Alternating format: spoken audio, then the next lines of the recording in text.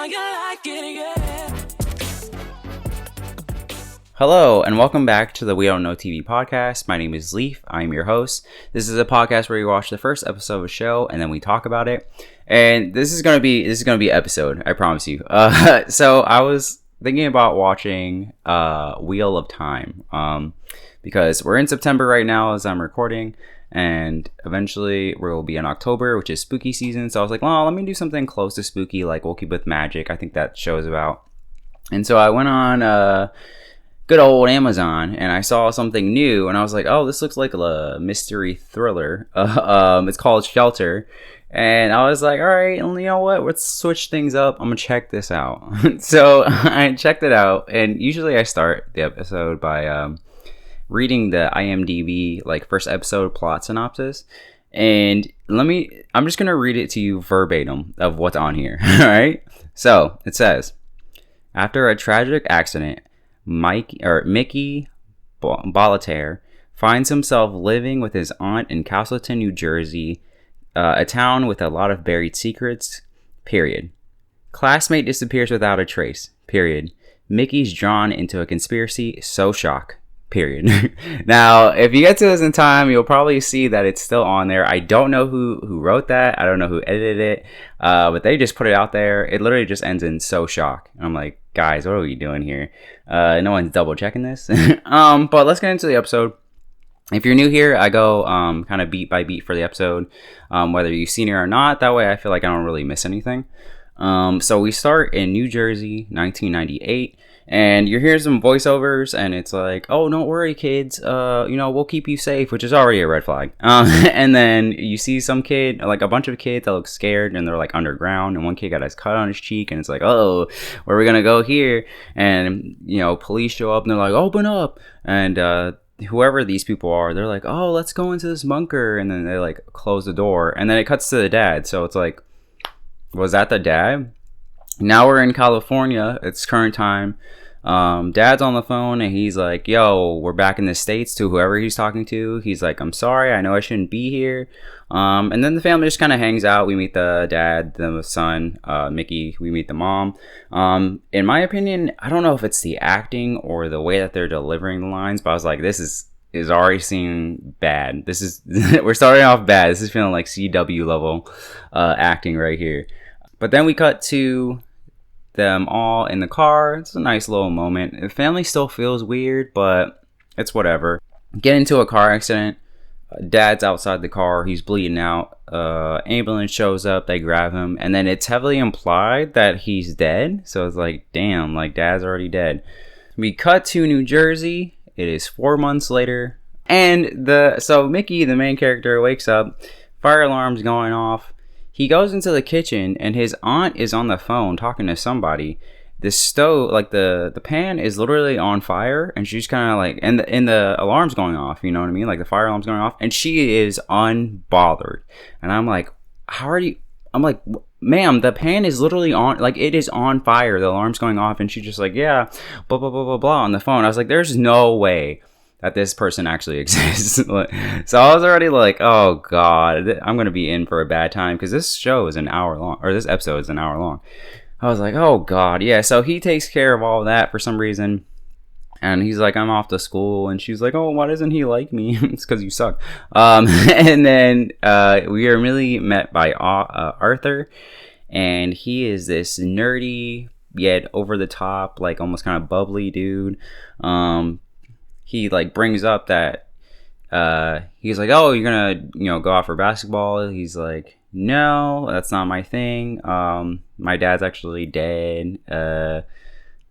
Oh, sorry, my dad used to play basketball. I don't do it anymore. My dad's dead. Arthur gives him a hug even though he just met him, and Mickey's like, okay, cool, I think I'm just gonna walk to school instead of you giving me a ride, or your dad giving me a ride. But thanks. So he starts walking to school, and then he hears a song that was playing when they got into the accident. And I'm like, okay. I'm like, is this well, I'm getting ahead of myself. All right, so he gets flashbacks of the car accident. He goes past this creepy house, and he sees someone in the window, and then the blind shut.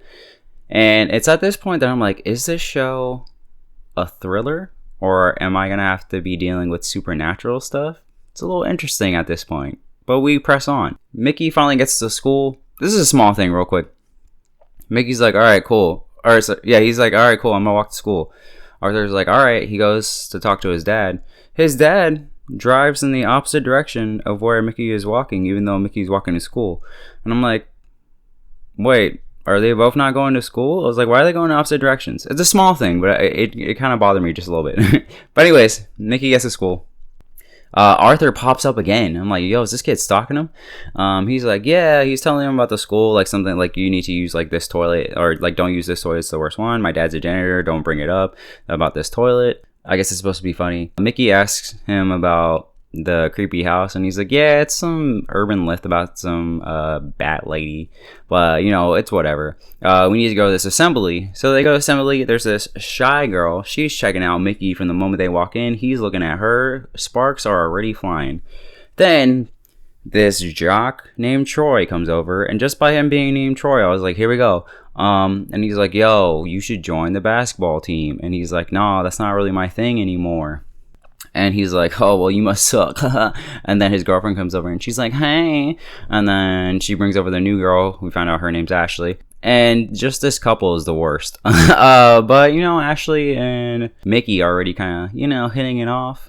And then while they're at the assembly, some bald guy takes a picture of Ashley. I'm like, yo, what the fuck? Like, should we be worried about this man? He's just taking pictures of kids in the corner. Nobody's bothering him. No one's talking to him. So anyways, we go to Ashley's locker, and there's a butterfly on the inside of her locker, and she immediately looks freaked out and puts something on top of it. It's like this little hippo or elephant. And then while they're talking, this lady named Miss Friedman comes up, and she's like, hey, Mickey, like I used to teach your father, and now I can teach you, and you know, it's like a whole legacy thing or whatever. And Mickey gets all sad because his dad's dead, and he's reminded that his dad's dead. And Ashley's like, yo, my dad's dead too, but like, let's not be those weird kids. And then she's like, yo, what are you doing later? Let's go get something to eat. Like, all right, damn, risen him up, basically asking him out. And he's of course like, yeah, take my number.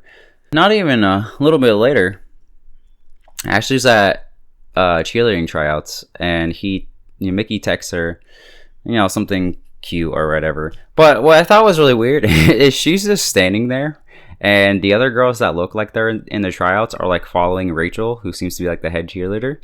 And Ashley's just standing there. And I'm like, so are you actually trying out, or like what's happening here? Because like everyone's moving but you. But Ashley gets that text, and then Rachel's like, yo, snap out of it. Like, it's your turn or whatever. And Ashley goes in her book bag and she pulls out a gun. It's like, no one checked her book bag. Clearly a different school than what I went to, because we had to go through metal detectors, but, you know, public school. Anyways, so Mickey's walking by as basketball practice or tryouts are going on. And I'm like, I don't understand the layout of the school, because it almost seems like he's walking past a park and less of like an actual school. I mean, maybe it's the suburbs of New Jersey and that's just the way it's set up, but I was like, I don't understand how big this campus is, or like what's going on here. But basically Troy sees him and he's like, yeah, another chance for me to be a dick. And he throws the ball and he's like, yo, show me what you got, new kid, after he like knocks some other kid down. So Troy is like, all right. So he hops in, they start hooping. I don't know if this part was supposed to seem like they're going back and forth, because it seemed more like Troy was just kind of doing his thing, and then sometimes Mickey was getting points. But for the most part, like, Troy's just knocking people over left and right, and it's like, yeah, they really want you to not like this guy. And then at some point, Mickey gets hit into the basketball, not the hoop, but like the pole that's holding it, and he's like reminded of his dad giving him a hug, which I thought was really weird. I was like, how did those two things correlate? Like, what? And then it messes him up and they lose the game, and they're like, ha, like, you can't be on the team. And then he walks away all kind of sad. But then again, Arthur shows up. I'm like, yo, this kid is following him. Like, this is a red flag. Why is everyone acting calm? But yeah, he's just like, yo, like what's going on? And then Mickey's like, it's whatever. And he's like, stop playing, dude. Like, you clearly love basketball. So, like, why don't you just go for it? And then this is where Mickey opens up, and he's like, yeah, my dad died, and we used to play together, and now I don't want to do it anymore. So, yeah. And then Mickey blames himself for his dad dying for some odd reason. It's like, bro, you were just in the car and then an accident happened. Like, it's not like he like messed with something in the car or whatever and then they crashed. Like, they were just chilling and then they crashed. So I was like, why is he even blaming him? It doesn't make any sense. But Arthur's like, nah, let that go, man. So it's the end of the day. Mickey's heading back home. He hears that song again that was playing in the car. He ends up back at the creepy house. And this creepy old lady comes out and she's like, yo, hey Mickey, I know who you are and your dad is still alive. All right, peace. Walks back in the house. And then Mickey proceeds to chase after her and starts being like, wait, how do you know this? Talk to me, wait. And I'm like, yo, the show hasn't set up that Mickey is so distraught that he would believe someone random being like, yo, your dad is alive. So for this random creepy old lady in this creepy old house to be like, yo, your dad is still alive, I'm like, why would you believe that, let alone be so distraught that you would chase after her and start banging on the door? It makes no sense. And again, we are implied to believe that his dad has died. So now that this lady is like, yo, your dad's still alive, I'm like, is there magic? Like, what is this world? I don't understand what's going on here. And it's not making any sense, and things just seem to be happening for no reason. It's just like, we need to move the plot along. How do we do it? Let's have him freak out. Okay. So this girl comes out of nowhere, and she's like, yo, what are you doing? And he's like, oh, I saw this lady, and she said something to me. And she's like, oh, you're playing a prank on me? And he's like, what are you talking about? And she's like, oh, you're so cool. Whatever, man. And it's like, what? What are we doing here? So then Mickey goes to meet Ashley, and she is nowhere to be seen. He like quadruple texts her, which is like not the rule, and she doesn't answer, so he feels like he's been ghosted. We then cut to the aunt who's on the phone, or who's on like Zoom with her ex-husband, and she's like, yo, this kid hates me. And he's like, well, one, he's a teenager, and like two, like things aren't like movies and stuff. Like, you gotta, kind of let him, like, be there for him and let him kind of open up. And she's like, whatever. And then Mickey comes home mad from getting ghosted, and he talks to his aunt, and he's like, listen, she's like, where you been? And he's like, I know you hate me and my mom. I just want to talk to my mom. And let's pause right there. So the accident happened. I can't believe I forgot this. The accident happened 4 months later. When we cut back to Mickey's like, I want to talk to my mom. The aunt's like, we can't. The doctor says, she's still ill. Ill with what? Who's to say? She's just not around for some reason. And then again, we cut to this part that I'm talking about right now, where he's like, I want to talk to my mom. And she's like, oh, sorry. I haven't talked to the doctor and we can't talk to your mom. And it's like, why? Why can't we talk to your mom? Also, you're like, well, this kid hates me. And he's like, I just want to talk to my mom. And then you give him no information. So like, of course he fucking hates you. Like, what are we doing here? And yeah, he's like, this is all your fault. Like, you don't like my mom because she's black. And we had to like move or whatever, and because we moved, we got in the car, and because we got in the car, we got into the accident. It's like, okay, bro, you're really stretching that. And he gets pissed, and then he leaves. And then rather than being a good guardian and following him and making sure he's okay, at least from afar or something, she just screams like, fuck, and then just lets him go out. Great parenting skills, auntie. And so Mickey goes back to the haunted house, but this time he's like, before he was on like level 8, now he's on like level 11. He's like slamming on the door, and he's like, open up and talk to me, which is like, again, why do you want to talk to some random lady that said your dad was alive? It makes no sense.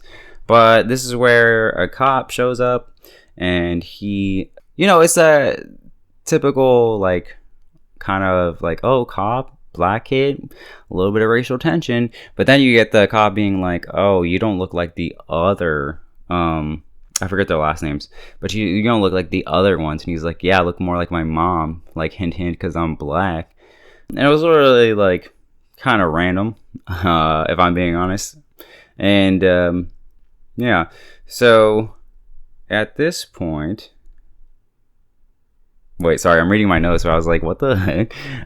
So this is where we cut to that bald guy from earlier looking at a picture of Ashley, and he gets a text that's like, yo, you gotta find her and get rid of her, or else we're all gonna be in trouble. I was like, huh? So far at this point, the Ashley stuff is way more interesting than whatever Mickey's got going on, which is sad because she's only been in the episode for like maybe 5 minutes at this point, and we're like, looking at my notes, probably like almost halfway through the episode, or like a third. Anyways, so the aunt shows up to pick up Mickey from the police station. Her and the cop have a little bit of a back and forth.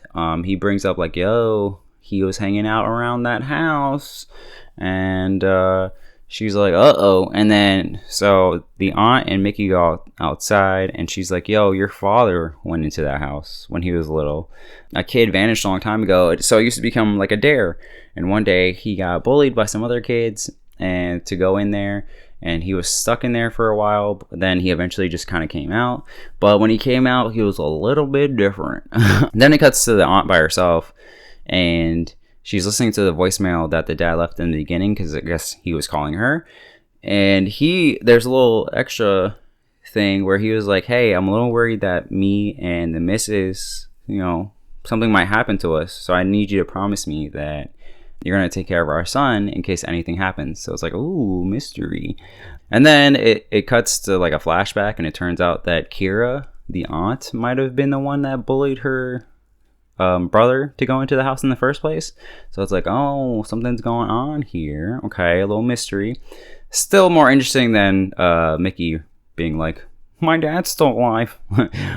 Which is, so far the problem is like, they keep setting up all these mysteries, and it's like everyone's mystery is more interesting than the main character who's I'm supposed to want to solve the mystery. Yeah. So this is where we cut back to school. Troy and his friend Buck, great names, confront Mickey for no reason really whatsoever. Well, other than the fact that like Troy's dad is a cop, and he's like, yo, you ran into my dad, and like and I don't like you. Literally, he's like, I don't like you. It's like, okay, random dude. So Arthur shows up, and he's like, yo, I miss my boy Troy. Calls Buck stupid, and Buck's about to fight him. Mickey shows up, defends him, and he's like, yo, back off. And then Troy's like, all right, listen, Buck, let's just get out of here. You know what I mean? And then Arthur intervened on Mickey's behalf. And then Mickey's like, yo, what's her name again? And he's like, bruh, I've ran into you like 4 times now. Just call me Spoon. Or like he calls him Spoon because he has a spoon in his pocket. He's like, well, just call me Spoon from now on. And then at this point, Mickey is in class. Ashley is straight up missing. After class, Mickey's like, yo, Rachel, have you seen Ashley? Because we were supposed to meet up at this diner. She never showed up. I haven't seen her. She's supposed to be in our class. And Rachel's like, maybe she just doesn't like you. Like, read the signs, my guy. And just kind of walks away. We go to lunchtime. Buck goes over to Emma. This is the emo girl we met for like 1 second. And he's basically just bothering her. And he gets a text from Troy. It's like, yo, ask her out, bro. Like, as a joke. And she pulls the old Uno reverse, and she's like, ew, did you shit yourself? And little did he know that she put chocolate on the seat. So that when he was like, whatever, and he gets up, it does look like he actually shit his pants. So props to her for getting him back. Mickey shows up and sits down at the table. She's like, do I know you? Like, are we cool? And he's like, nah, I got nowhere else to sit. Now I don't, I'm not cool with those jocks over there, so I'm gonna sit here. And then Arthur shows up, and I guess he knows Emma because she seems cool with him being there. And they all kind of talk about the Bat Lady, and then they're like, "Oh, it's just a myth or whatever." And but Mickey's like, "Yeah, I don't know. Like, she seemed like she said something to me, but yeah, whatever. I guess it's just all just a myth." And they didn't believe him. So when he goes back to the house again, why? The two are waiting for him, and he's like, yo, what happened was she said she knew my name, and she said my dad was still alive, even though I know he's dead. And for some reason, I just need to like talk to her and like see what's good. Again, I'm like, why? Like, I think if the car accident happened and the mom who is now, let's say, in a mental hospital, when he went to go visit her one time, was like, yo, your dad is still alive, right? And then he meets this old lady and she was like, yo, your dad is still alive. Then I can possibly see him being like, yo, people keep saying my dad is alive and there's something I need to investigate and I don't know why, but I need some sort of answers because people keep telling me this thing. But instead, that didn't happen. It's just some old lady was like, yo, your dad's still alive. And he's like, I knew it. And it's like, why? Why do you believe this? Oh my god. Anyways, they break into the house. And Mickey, I guess in an attempt to be like, hey, don't attack me, I'm in your house, random lady.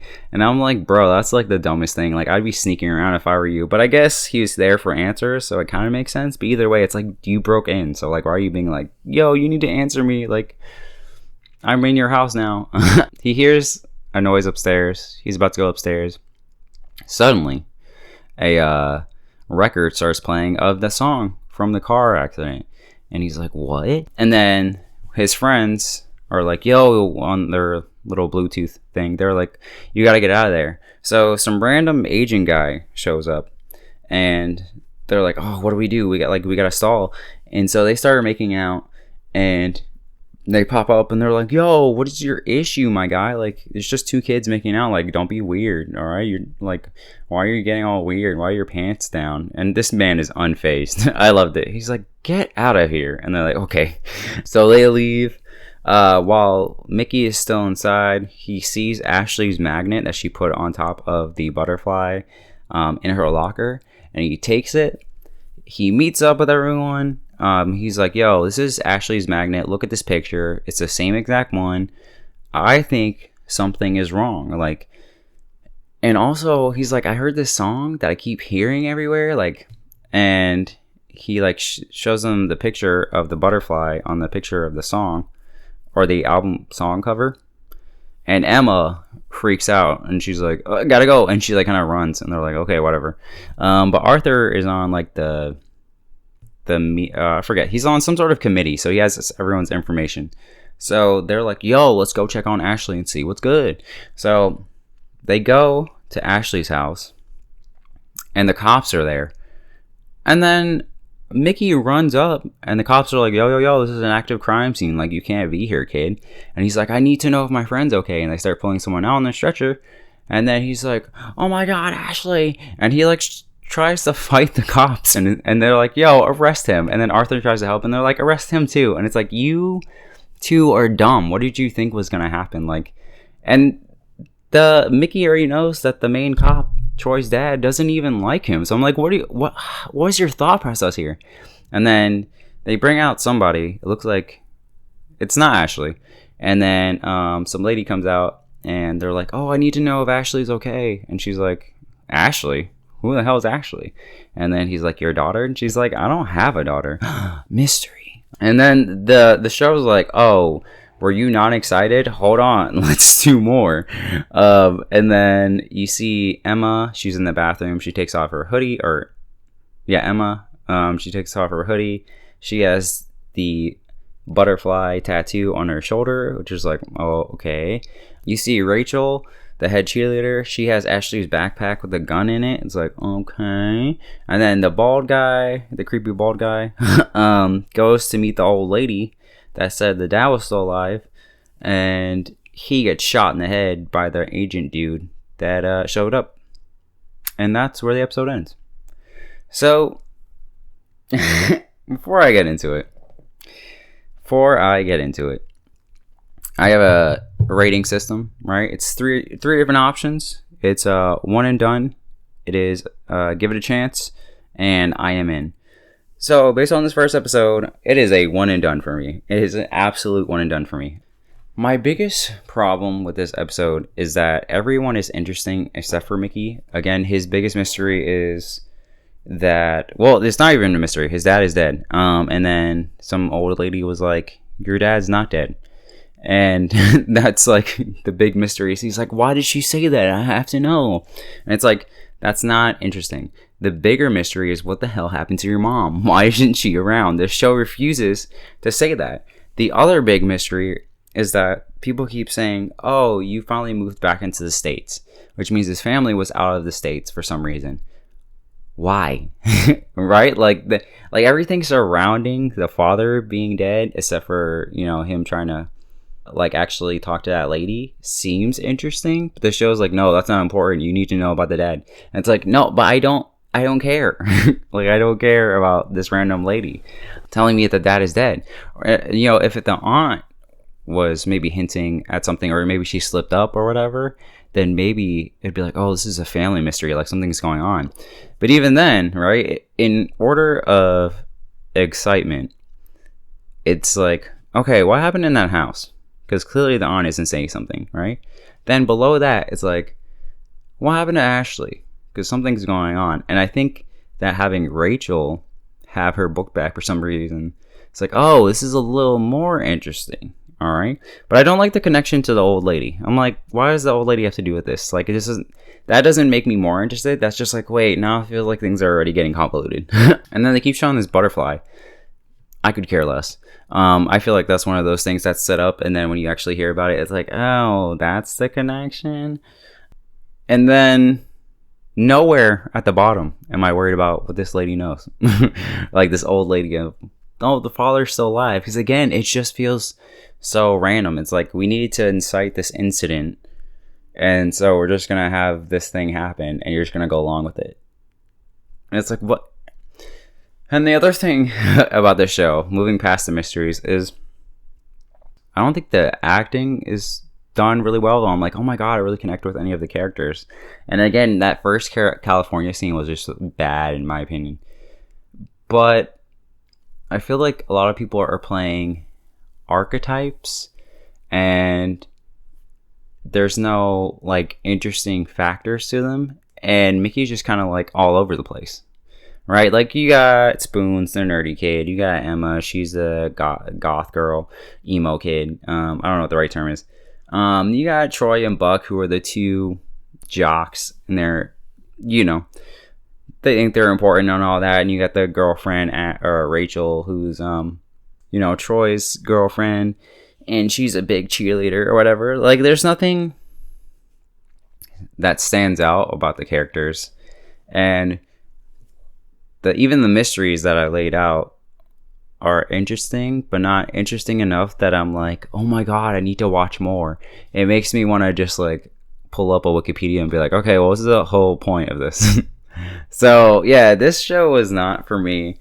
I have no interest in watching more. I do have an interest of finding out what happens. Like, I probably will look up and see like, yo, what was the story actually about? And yeah, that is about it for that. Yeah, I'm going to leave it there. I'm not going to ramble too much. I've already talked enough. But yeah, I'm going to give this one a one and done. If you like my content, you can always find it on either Buzzsprout, Spotify, or Apple Podcasts, iTunes. And then if you want to follow me right now, you can follow me at Little Leafers, mainly on Twitter. I'm not going to call it the other one. Yeah, and that's where I'll probably be posting about podcasts and like when the next episode is, and maybe what I'm doing next. But yeah, other than that, appreciate your time. Peace.